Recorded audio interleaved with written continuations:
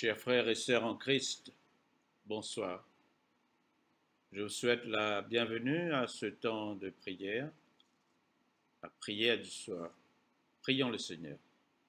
Seigneur notre Dieu, nous te remercions, Seigneur, pour ce temps béni dans ta présence. Tu nous dis dans ta parole que lorsque 2 ou 3 personnes nous sommes rassemblées dans le nom de Jésus. Seigneur, tu es là parmi nous. Merci, Seigneur, pour ta présence, Seigneur. Merci Seigneur Dieu Tout-Puissant que tu es notre Seigneur, notre Sauveur et notre Dieu. Seigneur Jésus, nous plaçons ce temps de prière entre tes mains.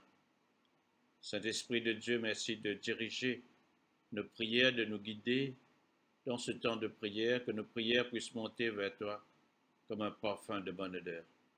Dans le nom puissant de notre Seigneur Jésus. Amen. Oh Lord my God, when I in awesome wonder consider all the worlds thy hands have made, I see the stars, I hear the rolling thunder, thy power throughout the universe display. Then sings my soul, my Savior God, to thee. How great thou art, how great thou art. Then sings my soul, my Savior God, to thee. How great thou art, how great thou art.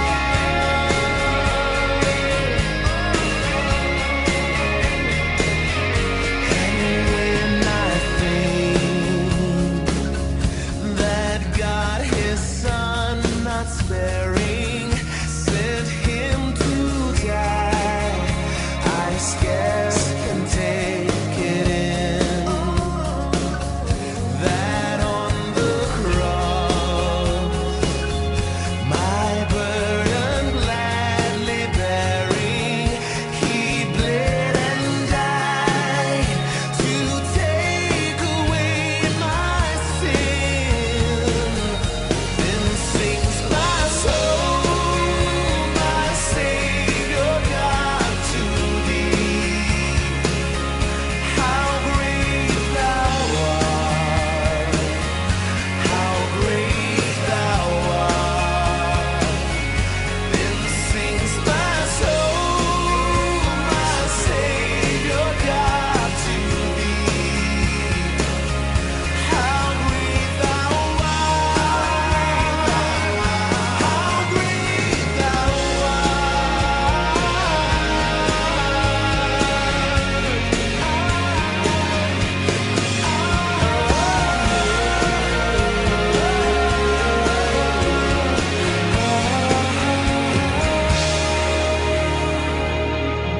Then Christ shall come with shout of acclamation and take me home. What joy shall fill my heart? Then I shall bow in humble adoration and there proclaim, my God, how great thou art. Then sings my soul, my Savior God, to thee. How great thou art, how great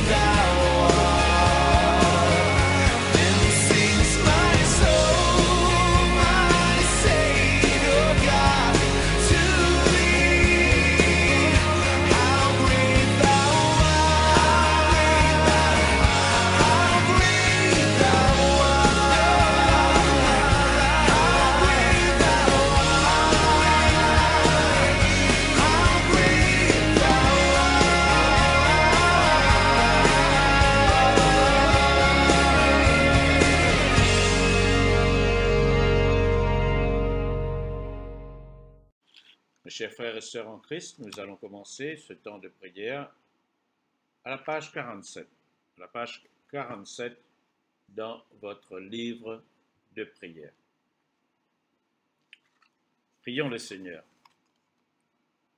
Que ma prière devant toi s'élève comme un encens, et mes mains comme l'offrande du soir. À toi le jour, Seigneur, à toi la nuit, toi qui ajustas le soleil et les astres, c'est toi qui fixas les bords de la mer. L'hiver et l'été, c'est toi qui les formes. Je bénis le Seigneur qui me conseille. Même la nuit, mon cœur m'avertit. Je garde le Seigneur devant moi sans relâche. Il est à ma droite. Je suis inébranlable. Jésus dit, je suis la lumière du monde. Celui qui vient à ma suite ne marchera pas dans les ténèbres. Il aura la lumière qui conduit à la vie. Amen. La page 48, la confession des péchés. Confessons les péchés que nous avons commis contre Dieu et notre prochain. Ensemble. Dieu de miséricorde, nous confessons que nous avons péché contre toi, en pensée, en parole et en acte, par ce que nous avons fait et ce que nous avons omis de faire. Nous ne t'avons pas aimé de tout notre cœur. Nous n'avons pas aimé notre prochain comme nous-mêmes. Nous regrettons sincèrement ces fautes. Humblement, nous nous en repentons. Pour l'amour de ton Fils Jésus-Christ, prends pitié de nous et pardonne-nous. Alors ta volonté fera notre joie, et nous pourrons marcher dans tes chemins pour la gloire de ton nom. Amen. Que le Dieu Tout-Puissant nous fasse miséricorde, qu'il nous pardonne nos péchés par Jésus-Christ notre Seigneur, qu'il nous affermisse en tout bien, et par la puissance de l'Esprit Saint, qu'il nous garde pour la vie éternelle. Amen. Invitatoire et psaume. Dieu vient à mon aide, Seigneur à mon secours. Ensemble. Gloire au Père et au Fils et au Saint-Esprit, au Dieu qui est, qui était et qui vient, pour les siècles des siècles. Amen. Alléluia. Joie et lumière à la page 50. Joie et lumière de la gloire éternelle du Père, le Très-Haut, le Très-Saint, ô Jésus-Christ. Parvenu à la fin de ce jour, contemplant cette clarté dans le soir, nous chantons le Père et le Fils et le Saint-Esprit de Dieu. Oui, tu es digne d'être chanté dans tous les temps par des voix sanctifiées. Fils de Dieu qui donne vie, tout l'univers te rend gloire. Amen. Nous allons maintenant procéder à la lecture. Tout d'abord, le psaume 22. Lecture du psaume 22.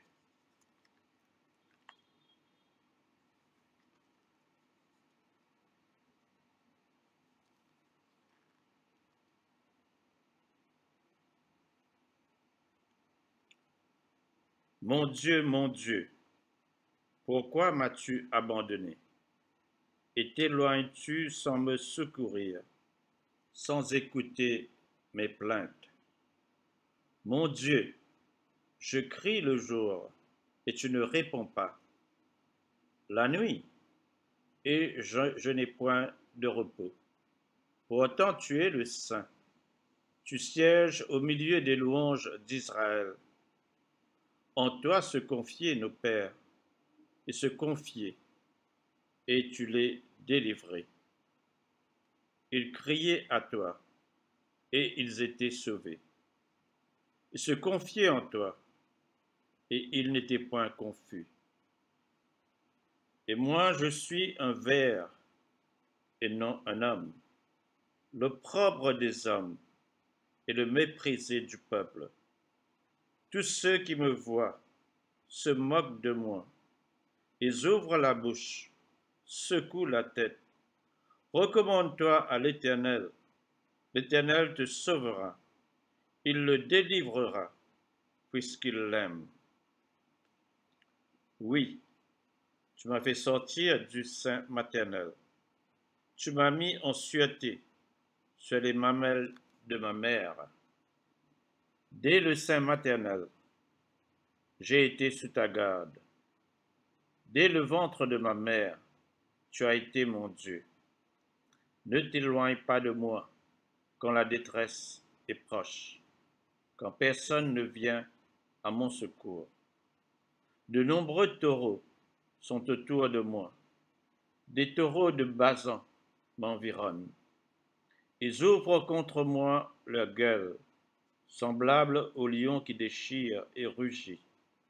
Je suis comme de l'eau qui s'écoule, et tous mes os se séparent.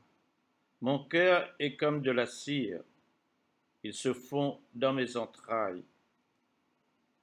Ma force se dessèche comme l'argile, et ma langue s'attache à mon palais.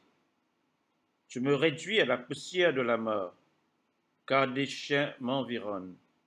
Une bande de scélérats rôde autour de moi. Ils ont percé mes mains et mes pieds. Je pourrais compter tous mes os. Eux, ils observent, ils me regardent. Ils se partagent mes vêtements. Ils tirent au sort ma tunique. Et toi, Éternel, ne t'éloigne pas. Toi qui es ma force, viens en hâte à mon secours. Protège mon âme contre le glaive, ma vie contre le pouvoir des chiens. Sauve-moi de la gueule du lion, délivre-moi des cornes du buffle. Je publierai ton nom parmi mes frères, je te célébrerai au milieu de l'assemblée. Vous qui craignez l'Éternel, louez-le. Vous tous, postérité de Jacob, glorifiez-le. Tremblez devant lui, vous tous, postérité d'Israël, car il n'a ni mépris ni dédain pour les peines du misérable, et il ne lui cache point sa face, mais il l'écoute quand il crie à lui. Tu seras dans la grande assemblée l'objet de mes louanges. J'accomplirai mes vœux en présence de ceux qui te craignent. Les malheureux mangeront et se rassasieront. Ceux qui cherchent l'Éternel le célébreront. Que votre cœur vive à toujours. Toutes les extrémités de la terre penseront à l'Éternel et se tourneront vers lui. Toutes les familles des nations se prosterneront devant ta face. Car à l'Éternel appartient le règne. Il domine sur les nations. Tous les puissants de la terre mangeront et se prosterneront aussi. Devant lui s'inclineront tous ceux qui descendent dans la poussière, ceux qui ne peuvent conserver leur vie. La postérité le servira. On parlera du Seigneur à la génération future.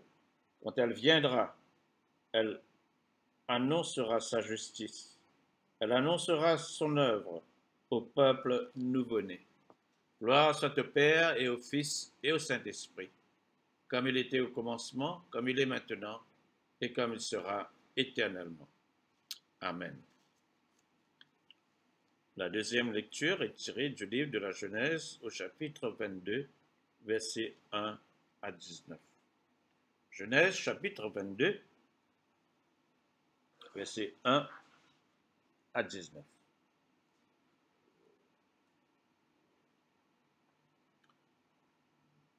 Après ces choses, Dieu mit Abraham à l'épreuve et lui dit, « Abraham !» Et il répondit, « Me voici. » Dieu dit, « Prends ton fils, ton unique, celui que tu aimes, Isaac, va-t'en au pays de Moria, et là offre-le en holocauste sur l'une des montagnes que je te dirai. Abraham se leva le bon matin, sella son âne et prit avec lui 2 serviteurs et son fils Isaac.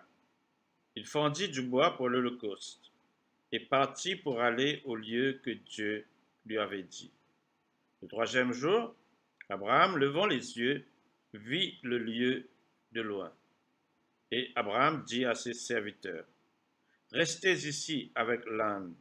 Moi et le jeune homme, nous irons jusque-là pour adorer, et nous reviendrons auprès de vous. » Abraham prit le bois pour l'holocauste, le chargea sur son fils Isaac, et porta dans sa main le feu et le couteau, et ils marchèrent tous deux ensemble.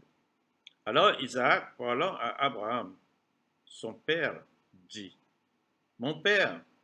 Et il répondit, « Me voici, mon fils. » Isaac reprit, « Voici le feu et le bois. Mais où est l'agneau pour l'holocauste? » Abraham répondit, « Mon fils, Dieu se pourvoira lui-même de l'agneau pour l'holocauste. » Et ils marchèrent tous deux ensemble.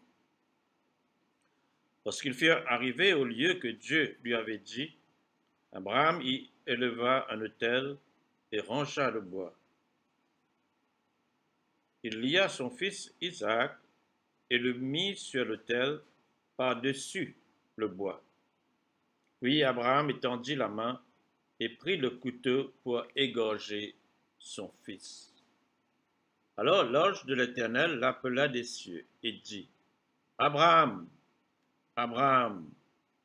Et il répondit, « Me voici. » L'ange lui dit, « N'avance pas ta main sur l'enfant et ne lui fais rien, car je sais maintenant que tu crains Dieu et que tu ne m'as pas refusé ton fils, ton unique. » Abraham leva les yeux et vit derrière lui un bélier retenu dans un buisson par les cornes. Et Abraham alla prendre le bélier et l'offrit en holocauste à la place de son fils. Abraham donna à ce lieu le nom de Jéhovah-Jireh. C'est pourquoi l'on dit aujourd'hui, à la montagne de l'Éternel, il sera pourvu. L'ange de l'Éternel appela une seconde fois Abraham des cieux et dit, je le jure par moi-même, parole de l'Éternel, parce que tu as fait cela et que tu n'as pas refusé ton fils, ton unique, je te bénirai et je multiplierai ta postérité comme les étoiles du ciel et comme le sable qui est sur le bord de la mer, et ta postérité possédera la porte de ses ennemis. Toutes les nations de la terre seront bénies en ta postérité, parce que tu as obéi à ma voix. Abraham étant retourné vers ses serviteurs, ils se levèrent et s'en allèrent ensemble à Beersheba, car Abraham demeurait à Beersheba. Parole du Seigneur. Nous rendons grâce à Dieu.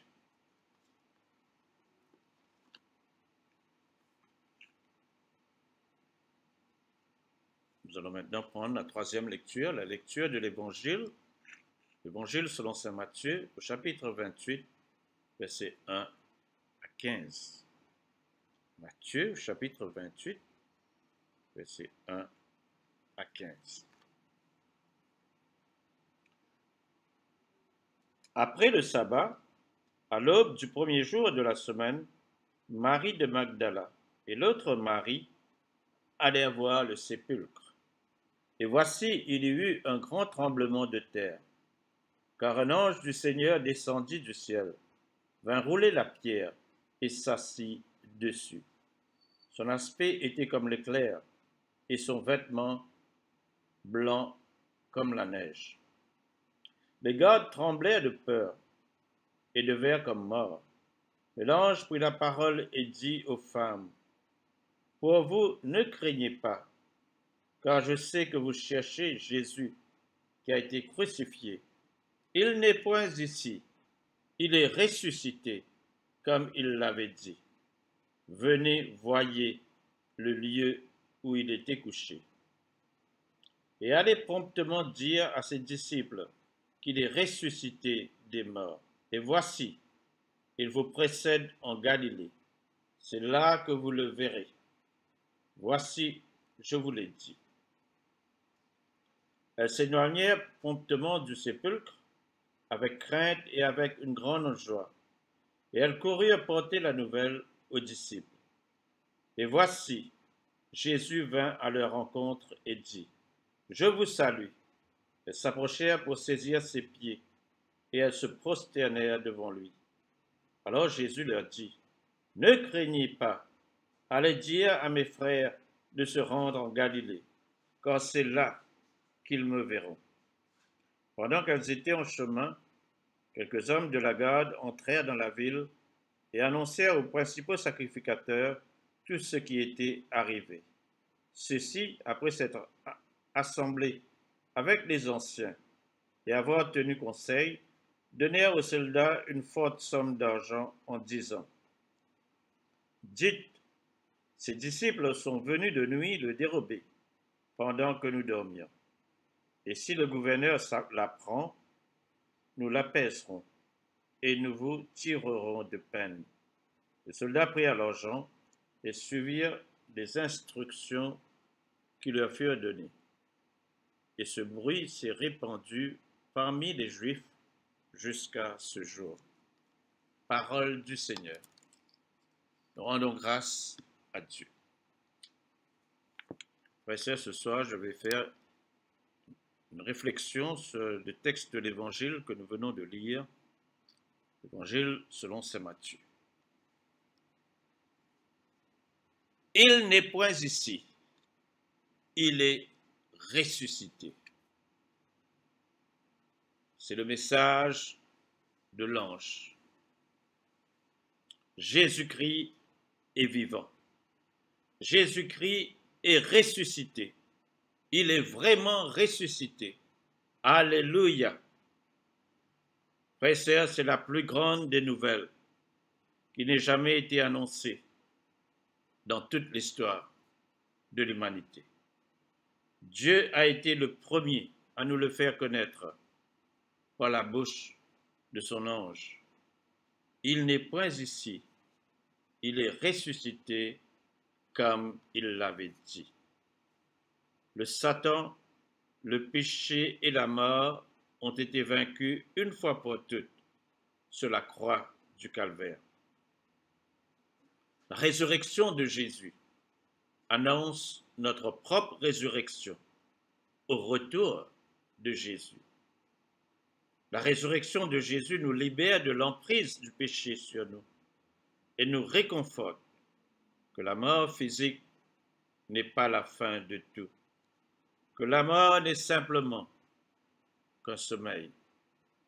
La mort et la résurrection de Jésus sont deux événements intimement liés dans le plan de Dieu pour le salut de l'humanité, lequel, c'est-à-dire Jésus, a été livré pour nos offenses et est ressuscité pour notre justification.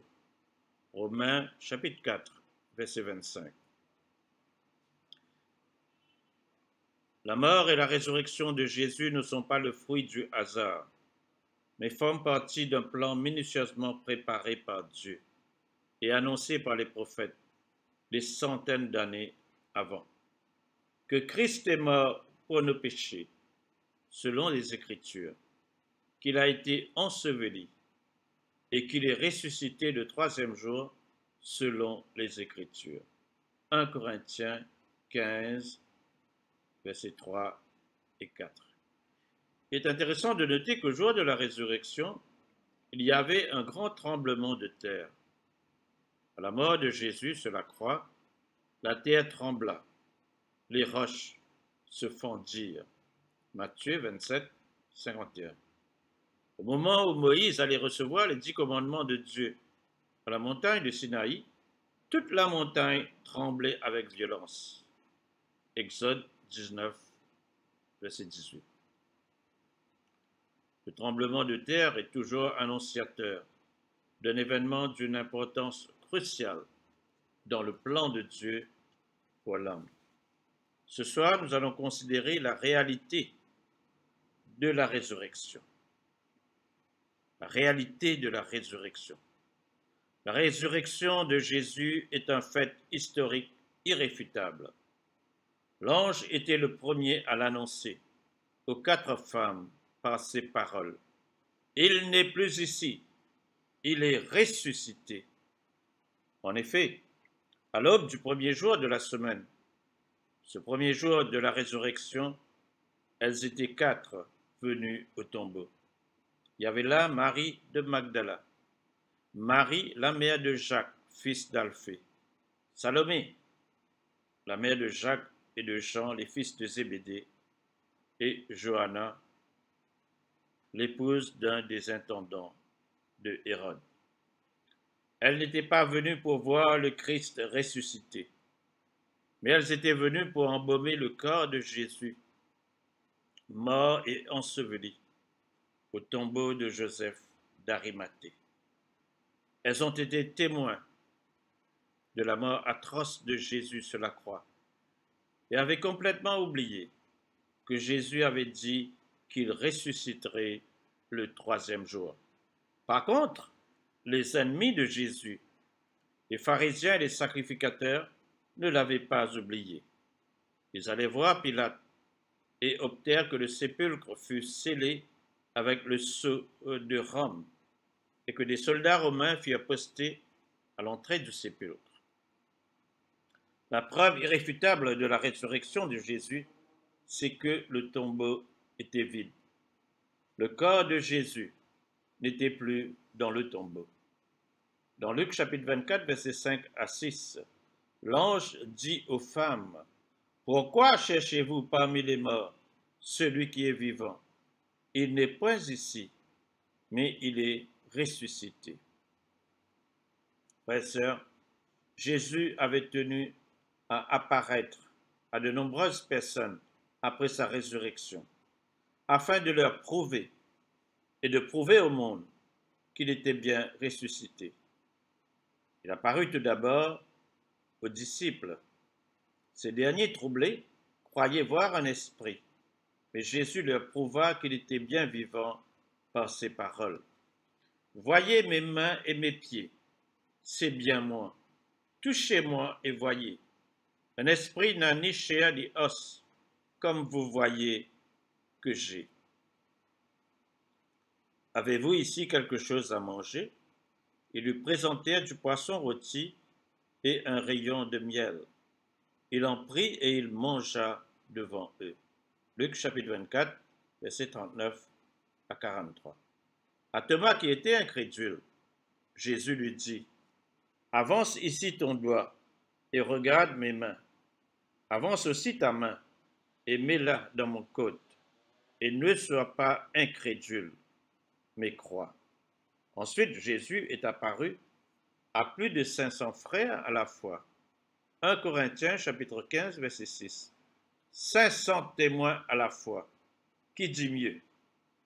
La transformation des disciples est une preuve supplémentaire de la résurrection de Jésus. Avant la résurrection, ils étaient tous dans la frayeur. Ils avaient déserté Jésus lorsque celui-ci avait été arrêté dans le jardin de Gethsémani. Ils n'étaient pas au pied de la croix, sauf Jean, ni au tombeau. Pierre lui-même avait renié Jésus 3 fois. Après sa mort, il s'était enfermé à double tour dans une maison, craignant sans doute de subir le même sort que le Maître. Mais tout cela allait changer drastiquement après la résurrection. Le jour de la Pentecôte, Pierre, dans son premier sermon, n'hésita pas à accuser les Juifs par ces paroles. « Vous l'avez crucifié, vous l'avez fait mourir par la main des impies. Dieu l'a ressuscité en le délivrant des liens de la mort. Nous en sommes témoins. » Actes des Apôtres, chapitre 2, versets 23, 24 et 32. Les disciples étaient sur la place publique annonçant l'Évangile. Arrêtés, ils dirent au Sanhédrin, jugez s'il est juste devant Dieu de vous obéir plutôt qu'à Dieu, car nous ne pouvons pas ne pas parler de ce que nous avons vu et entendu. Actes des Apôtres, chapitre 4, versets 19 à 20. Pierre fut crucifié, la tête en bas et les pieds en haut, parce qu'il avait refusé de renier le Christ. La résurrection de Jésus, deuxièmement, est une preuve de sa divinité. Elle vient valider tout ce qu'il a dit et tout ce qu'il a fait. Il est ressuscité 3 jours après sa mort, comme il l'avait annoncé à ses disciples, et comme les prophètes avant lui l'avaient annoncé des centaines d'années avant. Nous lisons dans Jean au chapitre 2 qu'au temps de la Pâque juive, Jésus entra dans le temple et chassa les vendeurs d'animaux et les changeurs de monnaie. Les Juifs lui demandèrent, « Quel miracle nous montres-tu pour agir de la sorte ?» Jésus leur répondit, « Détruisez ce temple, et en 3 jours, je le relèverai. » Il parlait du temple de son corps. C'est pourquoi, lorsqu'il fut ressuscité des morts, ses disciples se souvinrent qu'il avait dit cela, et ils crurent à l'Écriture et à la parole que Jésus avait dite. Le seul qui pouvait dire ces paroles était Jésus, parce qu'il est Dieu. Seul Dieu pouvait ressusciter des morts, et personne d'autre. La résurrection est au cœur même du christianisme, car si Christ n'est pas ressuscité, notre foi est vaine, et nous sommes encore dans le péché. 1 Corinthiens 15, 17.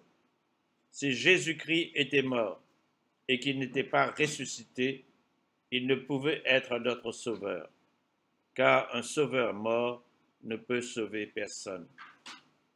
La mort et la résurrection de Jésus marchent de pair pour assurer le salut.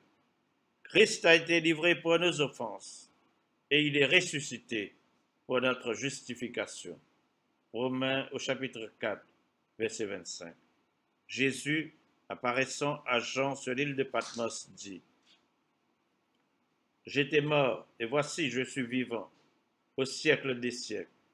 Je tiens les clés de la mort et du séjour des morts. » Apocalypse chapitre 1, verset 18.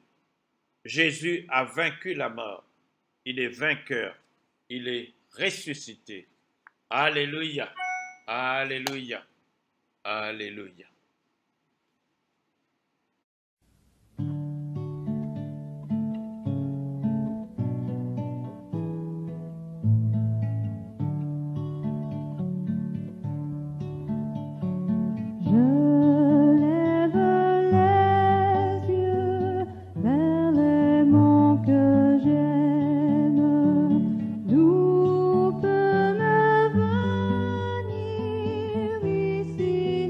Seul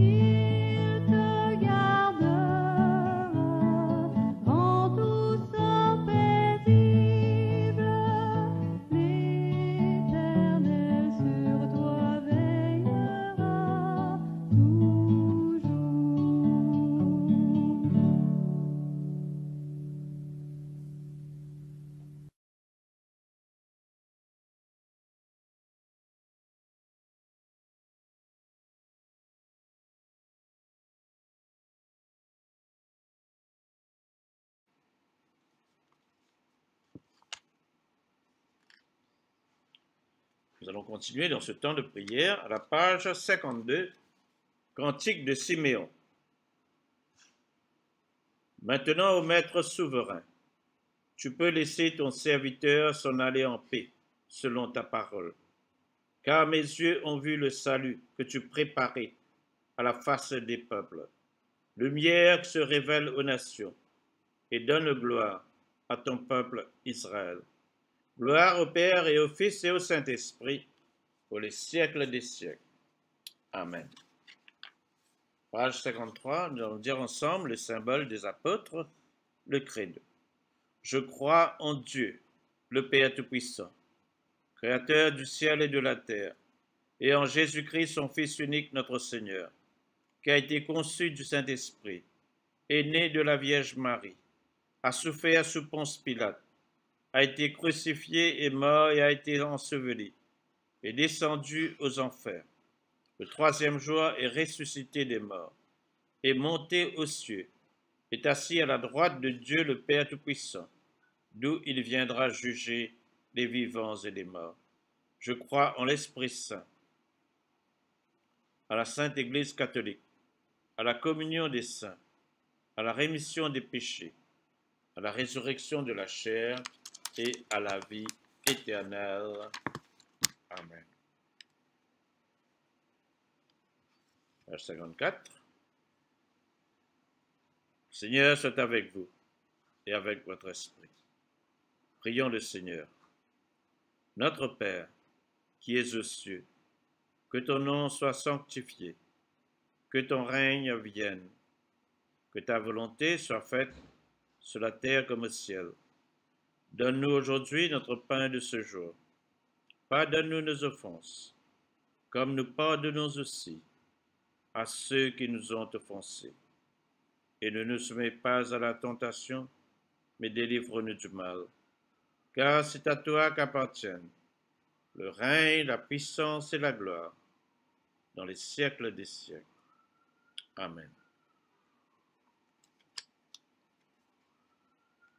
Nous allons prendre la série d'invocations A.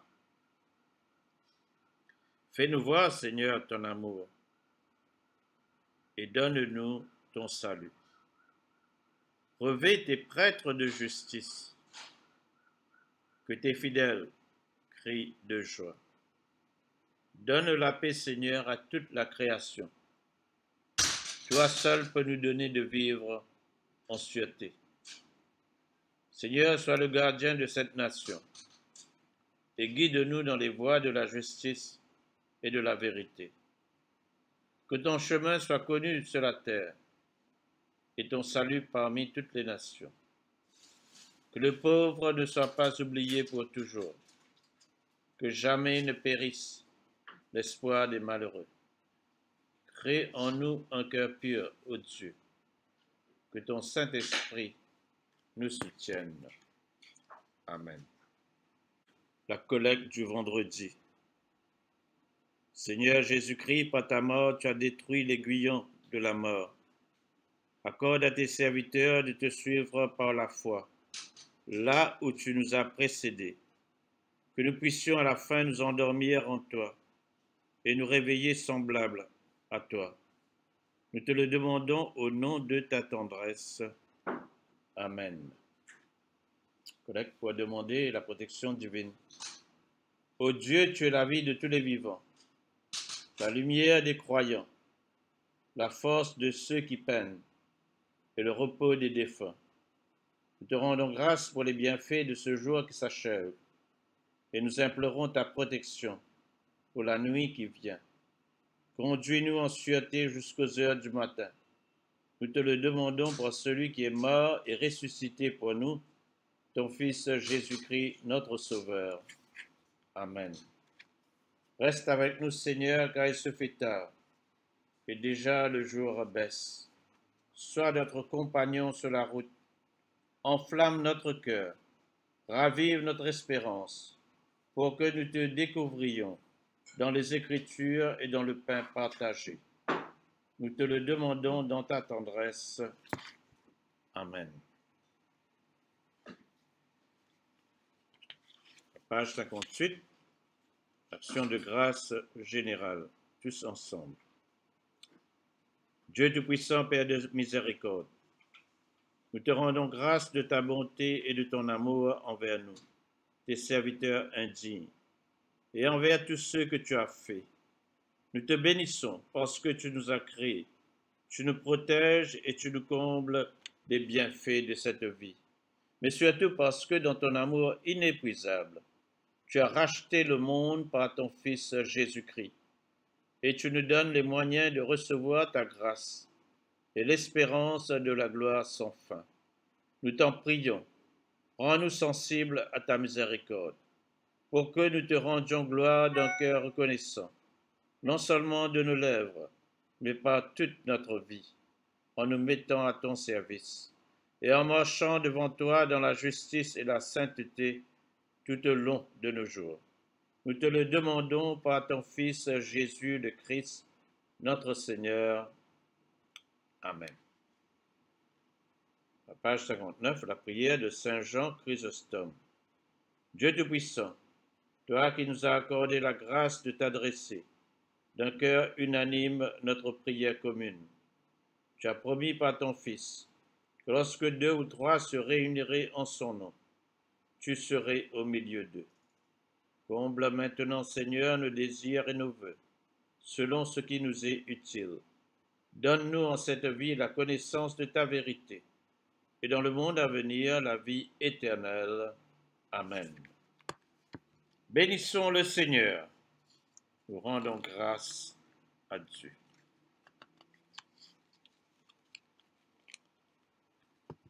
Frères et sœurs, nous sommes arrivés donc à la fin de ce temps de prière. Nous remercions le Seigneur pour ce temps béni, Seigneur, dans ta présence. Merci, Seigneur, que tu as été à l'écoute de nos prières. Merci, Seigneur, pour l'unité qui nous réunit les uns les autres, Seigneur, à travers ce moment de prière. Que notre prière, Seigneur, puisse monter vers toi comme un parfum de bonne odeur, Seigneur. Écoute le cri de nos cœurs, Seigneur Jésus. Seigneur, comme chacun d'entre nous, maintenant, nous allons garder un moment de silence pour faire monter vers Dieu nos intentions de prière personnelle.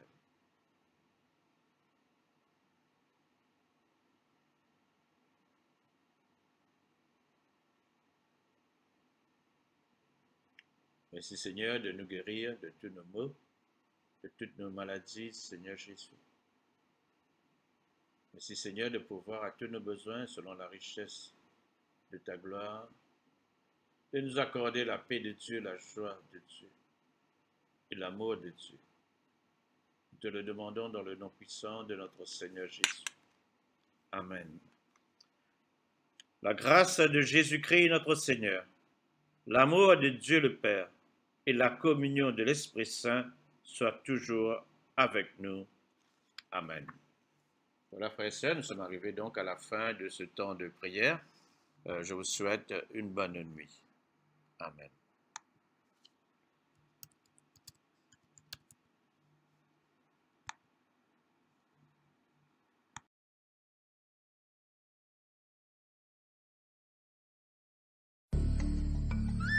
Je suivrai mon Seigneur et mon Maître, sans jamais m'éloigner de ses pas, sans que rien ici-bas ne m'arrête, et sans rien que le chant de sa voix. Tous ensemble. Je suivrai mon Seigneur et mon Maître, sans jamais m'éloigner de ses voies, sans que rien ici-bas ne m'arrête, et sans rien que le chant de sa voix. Je vivrai de bonheur et de grâce, de l'amour que son cœur m'a donné, et que rien ici-bas ne l'efface. C'est le vœu de mon âme assoiffée. Un seul instant auprès de toi, pour bien les heures et la route,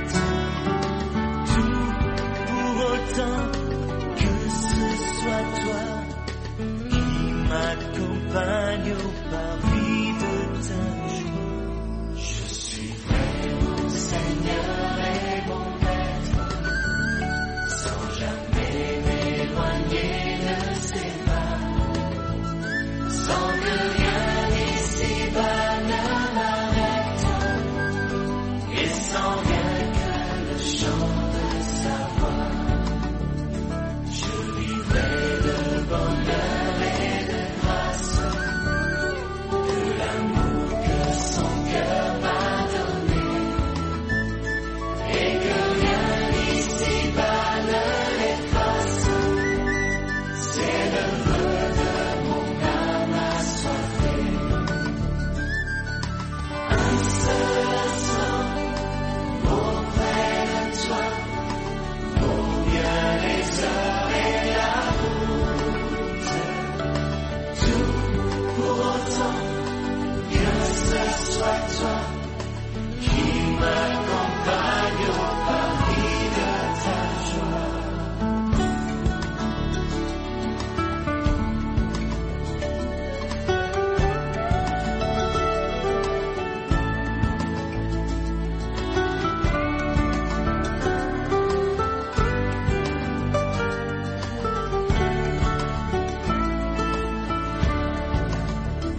Je suivrai mon Seigneur et mon Maître, sans jamais m'éloigner de ses bras, sans que rien ici-bas ne m'arrête, et sans rien que le chant de sa voix, et sans rien que le chant de sa voix, et sans rien